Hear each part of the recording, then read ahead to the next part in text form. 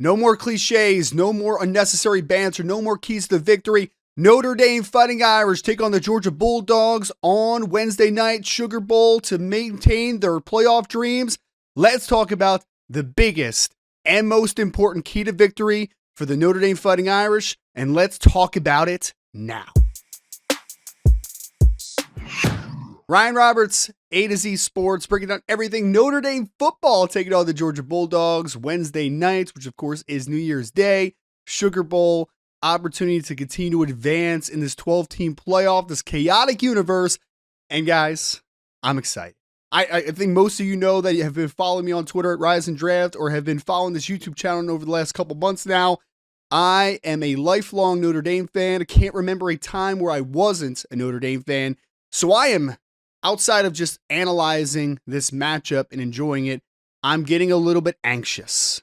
And I believe that I've now thrown so much information on you guys, whether that is keys to victory, players to watch, some transfer portal news mixed in with this chaotic time of the year. It has been a lot of information that we're throwing at. And we can keep talking about Notre Dame's ability to run the football, Riley Leonard's ability to hopefully make a couple big plays in the passing game, stifling this Georgia defensive line, make sure that Riley Mills and that loss is cushioned enough where now Howard Cross and crew can make plays in the backfield against the Georgia offense. Gunnar Stockton playing quarterback.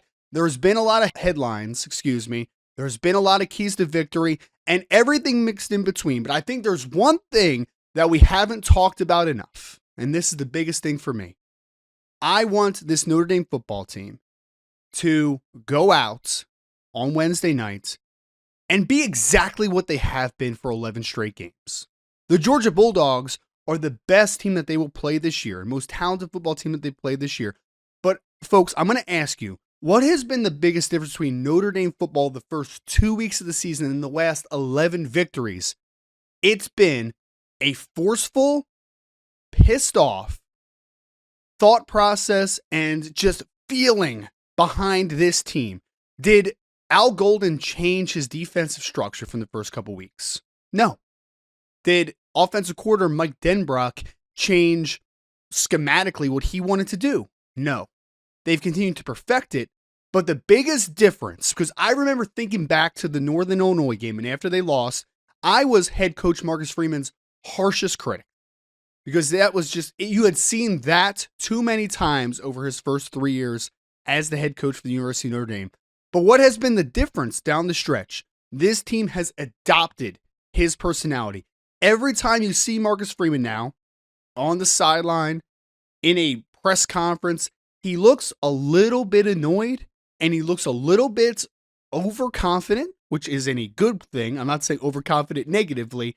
This team looks like they think that they are the best team on the field at all times, and they are carrying that chip on the shoulder. They continuously talk about that Northern Illinois game, how annoying it is. The answer, that feeling that they had when they lost that contest, I want that on Wednesday nights. We could talk about the keys, and the coaches have been doing this now for a couple weeks, over a week of preparation for this game. They've been talking about how to affect Gunnar Stockton.